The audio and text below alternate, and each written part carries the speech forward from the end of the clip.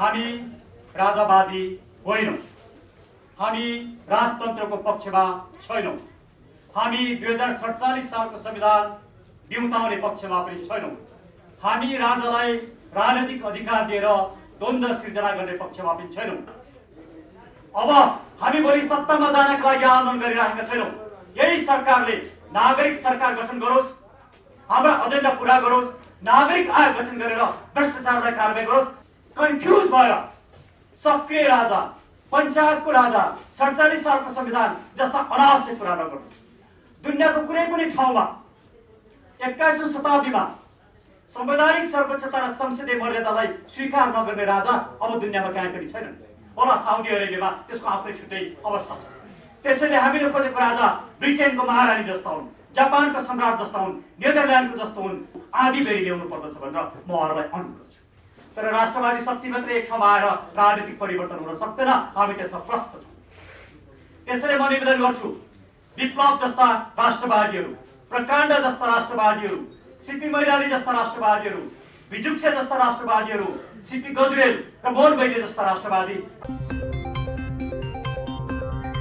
यो आन्दोलनलाई हामीले परिवर्तनका लागि नागरिक आन्दोलनको नामाकरण गरेका छौं। किनभने आज मुलुकमा राजनीतिक, आर्थिक, सामाजिक, सांस्कृतिक लगायत प्रत्येक क्षेत्रमा परिवर्तन चाहिएको छ। त्यसैले अबको परिवर्तन, अबको आन्दोलन भनेको एउटा ठूलो शान्तिपूर्ण र अहिंसात्मक क्रान्ति हुनेछ र त्यो क्रान्ति एकजना दुईजनाले गरेर पुग्दैन। आम नेपाली नागरिकहरूले यो क्रान्तिको लागि, यो आन्दोलनको लागि आफ्नो जिम्मेवारी र भूमिका लिनु पर्दछ भनेर हामीले यसलाई नागरिक आन्दोलनको संज्ञा दिएका छौं। यसका मुख्य एजेन्डाहरू म पढ्न चाहन्छु। हाम्रो सबैभन्दा पहिलो एजेन्डा र यो मुलुकको सबैभन्दा ठूलो समस्या भ्रष्टाचार हो। भ्रष्टाचारको अन्त्य नगरेसम्म जोसुकै सत्तामा आए पनि, जतिसुकै परिवर्तन भए पनि त्यसले अर्थ राख्न सक्दैन। त्यसैले एक, भ्रष्टाचारको अन्त्य। पञ्चायत कालदेखि आजसम्म सत्तामा बसेका राजनीतिज्ञ, उच्च पदस्थ कर्मचारी, न्यायाधीश तथा राज्यको सुविधा लिएका सम्पूर्ण व्यक्तिहरूको सम्पत्तिलाई स्वतन्त्र, निष्पक्ष र अधिकार सम्पन्न नागरिक आयोग गठन गरी छानबिन गरेर भ्रष्टाचारलाई आजीवन कारावास र सर्वोच्च अरण्यसम्मको सजाय हुने कानुनी व्यवस्था गर्ने। भ्रष्टाचारीबाट जफत गरिएको सम्पत्ति युवा रोजगारी, निःशुल्क गुणस्तरीय एवं सर्वसुलभ शिक्षा र स्वास्थ्य, गरिबी नियन्त्रण, महिला सशक्तिकरण र सुकुम्बासी समस्या समाधानमा लगाउने। हामीले यो काम गर्न सकेनौं भने निर्वाचनको माध्यमबाट जोसुकै सत्तामा आओस्, जतिसुकै सरकार परिवर्तन हुन्, त्यसले कुनै अर्थ राख्दैन। त्यसैले आज मुलुकलाई केन्द्रबिन्दुमा राखेर हामी प्रत्येकले आफ्ना व्यक्तिगत महत्त्वाकांक्षा, पद लेलुक्तालाई छोडेर मुलुकलाई केन्द्रबिन्दुमा राखेर भ्रष्टाचारको अन्त्य गर्नुपर्नेछ। दोस्रो, निर्वाचन प्रणालीमा आमूल परिमार्जन गर्नुपर्छ। प्रत्यक्ष निर्वाचित प्रधानमन्त्री, सांसद, मन्त्री बन्न नपाउने तथा छरितो र मितव्ययी अर्थात् प्रधानमन्त्री सहित 11 जनाको मन्त्रीमण्डल, सांसद संख्या 115 सम्म मात्रै रहने, विदेशमा बस्ने नेपाली नागरिक समेतले ई भोटिङ गर्न पाउने र निर्वाचन प्रचार प्रसारमा आमूल परिवर्तन गरी गुण्डा, छलकपट, पैसा, मतदाता किनेर निर्वाचन जित्ने प्रणालीको अन्त्य गर्ने।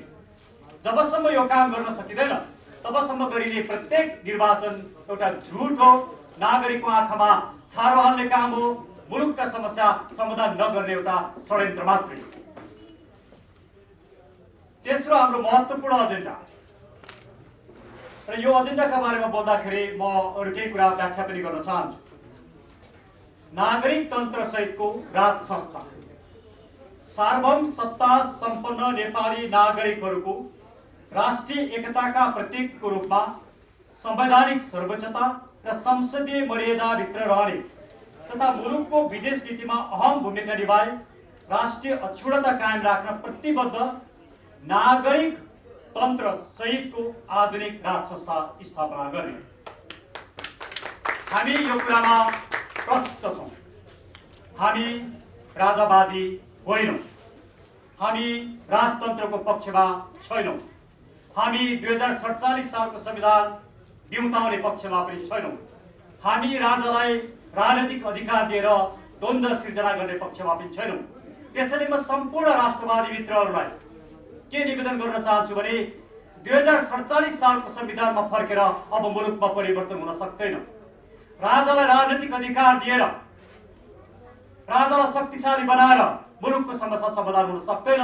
त्यस किसिमको राजाको प्रयोग भइसकेको छ। नेपाली नागरिक नै सार्वभौम सत्ता सम्पन्न नागरिक हुन्। राज्य शक्तिको स्रोत नेपाली नागरिक नै हुन्।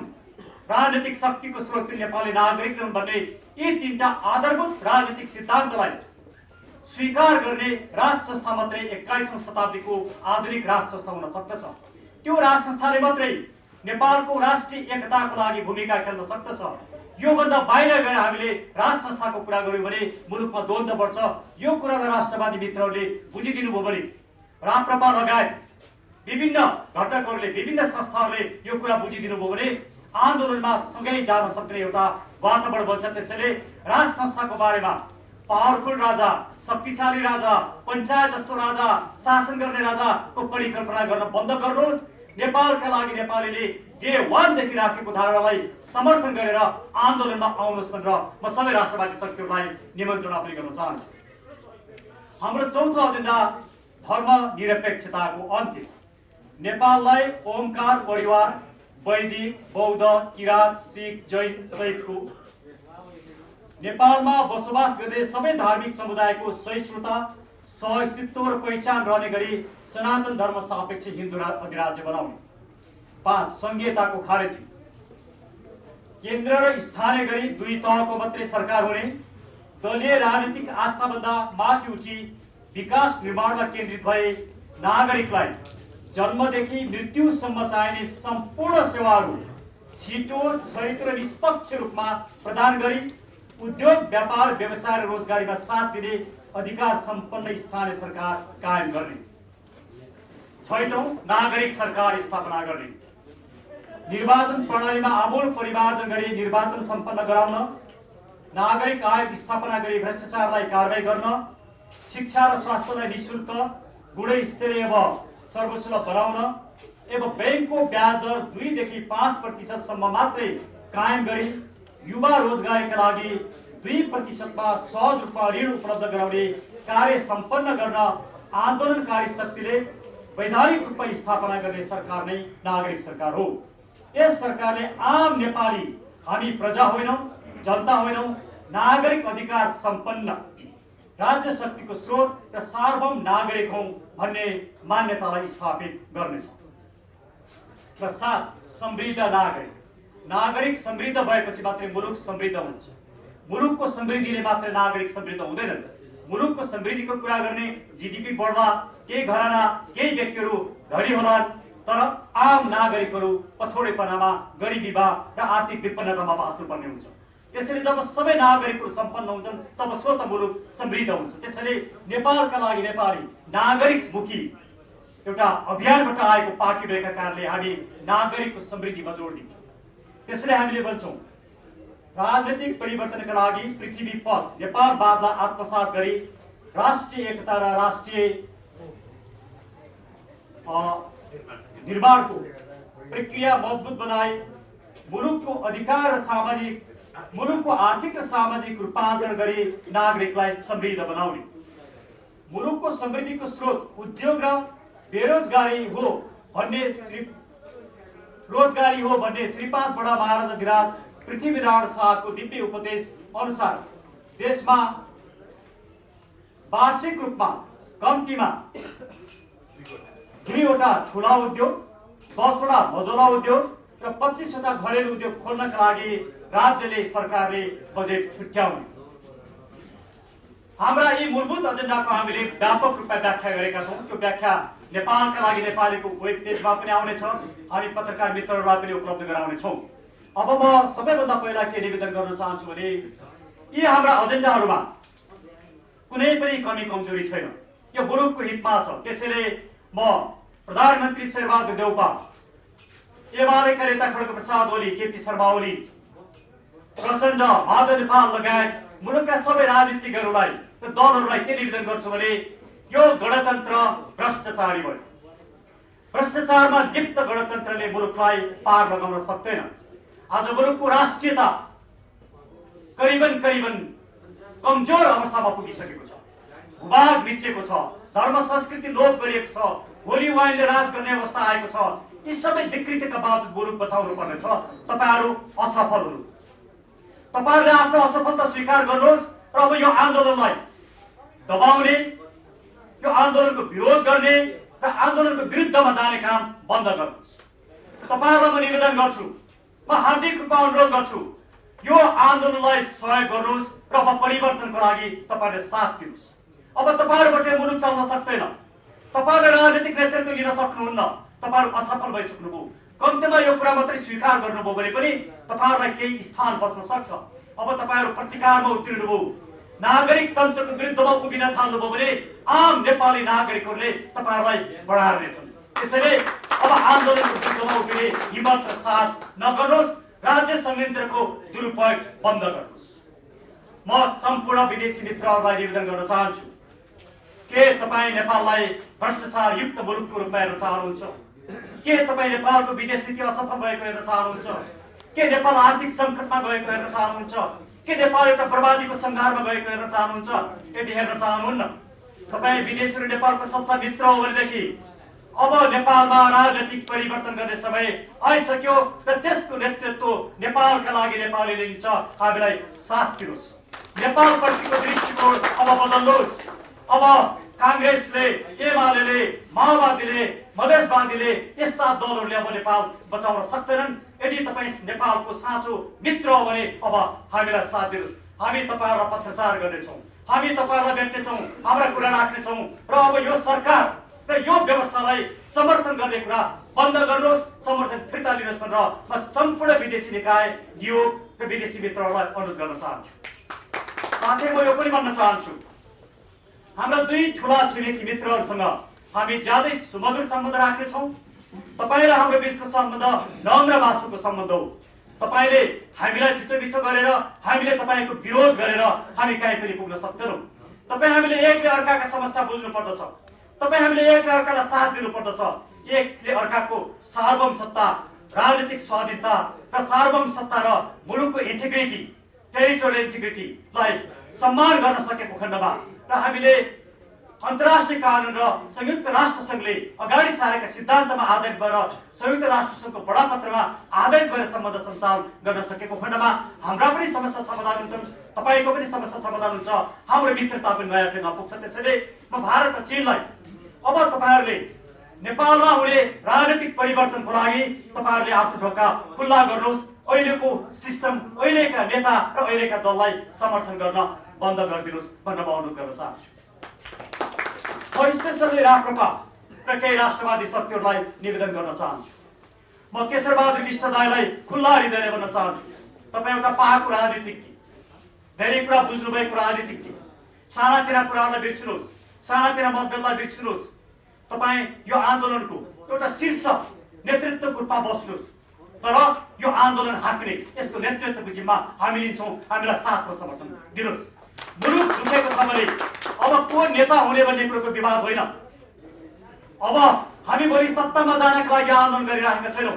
यही सरकारले नागरिक सरकार गठन गरोस्, हाम्रा एजेन्डा पूरा गरोस्, नागरिक आयोग गठन गरेर भ्रष्टाचारलाई कारवाही गरोस्। हामीलाई सत्तामा जानु पर्छ, हामी चुनाव खेल्न, हामी सत्ता लोलुप भएर आन्दोलन गर्न लागिरहेका होइनौँ। यो आन्दोलन निष्कर्षमा पुगेपछि को सत्तामा जान्छ, कसले सरकार चलाउँछ, हामी त्यही बेला निर्णय गरौँ। अहिले म प्रधानमन्त्री हुन्छु, म मन्त्री हुन्छु भन्ने आकांक्षा निकालिदिनुहोस्, म नेता हुँ भन्ने आकांक्षा निकालिदिनुहोस्। त्यसैले म केशर दाइलाई अनुरोध गर्न चाहन्छु, आउनुहोस्, हातेमालो गरौँ। तपाईँ शीर्ष स्थानमा बस्नुहोस्, हामी स्वीकार गर्छौँ र यो आन्दोलनलाई निष्कर्षमा पुग्यौँ। म राप्रपालाई भन्न चाहन्छु, राजेन्द्रजीको निर्वाचित जित्तामा हामीले जुन महत्त्वपूर्ण योगदान खेलेका छौँ त्यसलाई नबिर्सिनुहोस्।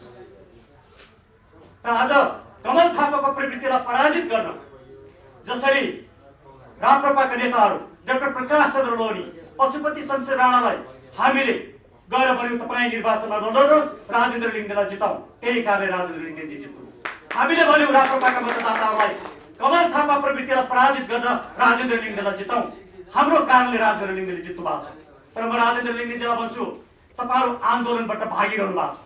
तपाईहरु चुनाव जित्ने प्रवृत्तिमा मात्र जानु भएको छ। तपाईका एजेन्डा सीमित भइसकेका छन्। केवल राजा र धर्मको मात्रै कुरा गरेर यो मुलुकको समस्या समाधान हुँदैन। नेपालका लागि नेपालले उठाएका कतिपय एजेन्डाहरू राजनीतिले बोल्नुहुन्छ, तर पार्टीबाट निर्णय गराउनुस्, हाम्रा एजेन्डाहरू स्वीकार गर्नुस् र आउनुस्। तपाईँ र हामी आन्दोलनमा सँगै जान सक्छौँ, तर पञ्चायतको लेगेसी बोकेको पार्टीसँग नेपालका लागि नेपाली कहिले पनि एकीकरण हुन सक्दैन। त्यसैले म भन्छु, राप्रपा बन्द गर्नुहोस्, हामी नेपालका लागि नेपाली बन्द गर्छौँ। अरू राष्ट्रवादीले आफ्नो अभियान बन्द गर्नुहोस्, एउटा नयाँ शक्ति निर्माण गरौँ र त्यो नयाँ शक्तिको नेतृत्व बालकृष्ण न्यौपाने जस्ता राष्ट्रवादी व्यक्तिहरूलाई जिम्मा दिएर हेरौँ न एकचोटि के हुँदो रहेछ। यदि हामी आफ्नै नेता हुनका लागि, आफ्नै स्वार्थका लागि मात्रै कुरा गरेका छौँ, संसदमा पुग्न र मन्त्री बन्नका लागि मात्रै कुरा गरेका छौँ भने राप्रपाले पनि यो मुलुकमा हामीले जे आशा गरेका छौँ त्यो आशालाई साकार पार्न सक्दैन। त्यसैले म तपाईँहरूलाई अनुरोध गर्छु, चुनावलाई केन्द्रबिन्दु बनाएर राख्नुहोस्, आन्दोलनलाई केन्द्रबिन्दुमा राखेर हातेमालो गरौँ। म सम्पूर्ण राष्ट्रवादी साथीहरूलाई भन्छु, तपाईँहरू राजाको बारेमा कन्फ्युज भएर सक्रिय राजा, पञ्चायतको राजा, 47 सालको संविधान जस्ता अनावश्यक कुरा नगर्नुहोस्। दुनियाँको कुनै पनि ठाउँमा 21औं शताब्दीमा संवैधानिक सर्वोच्चता र संसदीय मर्यादालाई स्वीकार नगर्ने राजा अब दुनियाँमा कहीँ पनि छैनन्। होला साउदी अरेबियामा त्यसको आफ्नै छुट्टै अवस्था छ। त्यसैले हामीले खोजेको राजा ब्रिटेनको महारानी जस्ता हुन्, जापानको सम्राट जस्ता हुन्, नेदरल्यान्डको जस्तो हुन् र कम्बोडियाको जस्तो हुन्, जसले मुलुकको एकतालाई सबैभन्दा सर्वोपरि राखेर एकताको प्रतीकको रूपमा बस्छन्। एकताको प्रतीकको रूपमा बस्नुभन्दा ठुलो अधिकारहरू केही पनि हुन सक्दैन। यो विदेश नीतिसँग सम्बन्धित केही अधिकार राजालाई दिनुपर्दछ भन्ने कुरोमा नेपालका लागि नेपाली प्रश्न छ। त्योभन्दा बेसी हामीले राजाको बारेमा अधिकार सम्पन्न बनाउन खोज्यौँ भने त्यसले दुर्घटना निम्त्याउँछ, न राजा आउँछन्, न राज संस्था बच्छ, न हाम्रो उद्देश्यले पुरा हुन्छन्। त्यसैले म सम्पूर्ण राष्ट्रवादी साथीहरूलाई नेपालका लागि नेपालले अघि सारेको धारणालाई एकचोटि होइन, दुईचोटि होइन, तीनचोटि हेरिदिनुहोस्, पढिदिनुहोस्, मनन गरिदिनुहोस्, आउनुहोस् छलफल गरौँ। तपाईँ हामी सबै सानातिना विभेदलाई, मतभेदलाई छोडेर एक ठाउँमा बसेर अब आन्दोलनको आधी बेरी ल्याउनु पर्दछ भनेर म उहाँहरूलाई अनुरोध गर्छु। तर राष्ट्रवादी शक्ति मात्रै एक ठाउँमा आएर राजनीतिक परिवर्तन हुन सक्दैन, हामी त्यसमा प्रष्ट छौँ। त्यसैले म निवेदन गर्छु, विप्लव जस्ता राष्ट्रवादीहरू, प्रकाण्ड जस्ता राष्ट्रवादीहरू, सीपी मैनाली जस्ता राष्ट्रवादीहरू, विजुक्से जस्ता राष्ट्रवादीहरू, सीपी गजुरेल र मोहन वैद्य जस्ता राष्ट्रवादी प्रगतिशील शक्तिहरू पनि एक ठाउँमा आउनुपर्छ। अहिले होला भोलि वैज्ञानिक समाजवादमा तपाईँ पुग्नु होला, तर पहिला भ्रष्टाचारको अन्त्य गरौँ न, पहिला मुलुक बचाउँ न, पहिला नागरिक सरकारी स्थापना गरौँ न, पहिला शिक्षा र स्वास्थ्यलाई निःशुल्क सर्वसुलभ र गुणस्तरीय बनाउन, पहिला गरिबी अन्त्य गरौँ, युवालाई 2% ब्याज दरमा रोजगार दिउँ न, त्यही हो वैज्ञानिक समाजवाद। त्यसैले म भन्छु, तपाईहरु राष्ट्रवादी व्यक्तित्व, प्रगतिशील व्यक्तित्व, प्रगतिशील शक्ति हो। हामी हिजो तपाईहरुमाथि भएको दमनमा पनि तपाईहरुकै साथ दिएका थियौँ। हामीले तपाईमाथि दमन हुनु हुँदैन भनेर आज पनि साथ दिन्छौँ। आउनुहोस् सहकार्य गरौँ, मुलुकलाई बचाउँ, नेतृत्व कसले लिने छिरोफारो गरौँला। तपाईले नेतृत्वले पनि हुन्छ, बालकृष्णजीले पनि हुन्छ, राजेन्द्रजीले पनि हुन्छ, मैले पनि जसले पनि हुन्छ। नेतृत्वको प्रश्न होइन, प्रश्न हो यो मुलुकका समस्या समाधान गरेर मुलुकका रूपान्तरण। त्यसैले यो आन्दोलनमा आउनु प्रत्येक नेपाली नागरिकको, प्रत्येक राजनीतिक दलको एउटा कर्तव्य हो। हामी खुला छौँ। हामी अब 1 महिनासम्म हामी छलफलमा केन्द्रित रहनेछौँ र हाम्रो अध्यक्षज्यूले अघि नै घोषणा गरे जस्तै फागुन 17 गतेबाट हामी आन्दोलन सुरु गर्नेछौँ र हाम्रो आन्दोलन फागुन 17 गतेको हाम्रो आन्दोलन गौशालाबाट सुरु हुनेछ र अन्य कार्यक्रमहरू हामी पछि सार्नेछौँ। 1 हप्ता अगाडि हामी कार्यक्रमको डिटेल अगाडि सार्नेछौँ र अहिले हामीले 207 जनाको यो नागरिक आन्दोलन समिति बनाएका छौँ। तर हामी यसलाई 1008 जनाको नागरिक आन्दोलन समिति बनाउँदैछौँ। हामीले धेरै ठाउँ खाली राखेका छौँ, विभिन्न दलबाट, विभिन्न अभियानबाट र मुलुकभरिका साथीहरू। हामी सबैलाई अनुरोध गर्न चाहन्छौँ, नेपालका लागि नेपाललाई सम्पर्क गर्नुहोस् र यो नागरिक, यो परिवर्तनका लागि नागरिक आन्दोलनमा तपाईँ यो ऐतिहासिक क्षणमा यो ऐतिहासिक भूमिका खेल्नका लागि यसको सदस्य बन्नुहोस् र गाउँदेखि लिएर हामी सहरसम्म आन्दोलनको आधी बेरी उठाउँ। म स्पेसली कांग्रेसभित्रका राष्ट्रवादी साथीहरूलाई भन्न चाहन्छु, नेपालका लागि नेपाली डेमोक्रेसी नागरिक तन्त्रप्रति प्रतिबद्ध छ। हामी प्रजा पनि होइनौँ, हामी जनता पनि होइनौँ, यो कुरा बुझ्न जरुरी छ। 2047 साल पछाडिको परिवर्तनले हामीलाई जनता बनायो, हामी जनता होइनौँ, हामी नागरिक। 2047 सालभन्दा अगाडि 19 सालले हामीलाई प्रजा बनायो, हामी प्रजा होइनौँ। त्यसैले नेपाली कांग्रेसभित्र थुप्रै डेमोक्रेसीमा आस्था राख्ने व्यक्तिहरू हुनुहुन्छ। अब तपाईँ आफ्नै पार्टीमा बस्नुहोस्, हामीलाई त्यसमा हामी स्वागत गर्छौँ। तर यो आन्दोलनका एजेन्डालाई समर्थन गरेर तपाईँ पनि यो नागरिक आन्दोलन समितिमा बस्नुहोस् र गाउँदेखि सहरसम्म हामी आन्दोलन उठाउँ। र म एमाले भित्रका साथीहरूलाई भन्न चाहन्छु, माओवादी भित्र पनि थुप्रै राष्ट्रवादी साथीहरू छन्। अब तपाईँले आउट अफ दि बक्स आउने बेला भयो, अब निर्णय गर्ने बेला भयो। अब तपाईँ माओवादी तपाईँको स्पेस होइन, एमाले तपाईँको ठाउँ होइन, काङ्ग्रेस तपाईँको ठाउँ होइन, अबको ठाउँ हो नेपालका लागि नेपाली। त्यसैले सबै महत्त्वाकांक्षालाई छोडेर मुलुकलाई केन्द्रबिन्दुमा राखेर यो आन्दोलनमा एउटा आधी बेरी ल्याएर मुलुकलाई परिवर्तन गर्नका लागि एक ठाउँमा बसौँ। हामी तपाईँसँग छलफल गर्छौँ र यो 1 महिनाभित्रमा हामी बृहत्तर रूपमा यो आन्दोलन समिति निर्माण गर्छौँ, मुलुकभरि संयन्त्र निर्माण गर्छौँ। त्यसका लागि सबैले हामीसँग समर्थन गर्नुहोस् भन्दै धेरै समय हामीले लिइसक्यौँ। म अरू धेरै कुरा राख्न चाहन्न। अबको विकल्प आन्दोलन मात्रै हो। त्यसैले आन्दोलनलाई साथ दिनका लागि यहाँहरूको जुन भूमिका छ पत्रकार मित्रहरूको, मिडियाको, त्यो मिडियाले आन्दोलनका कुरालाई नागरिकहरू समक्ष पुर्याइदियोस् र तपाईँहरूको यो भूमिकालाई हामीले मुक्त कण्ठले प्रशंसा गर्नेछौँ। धन्यवाद।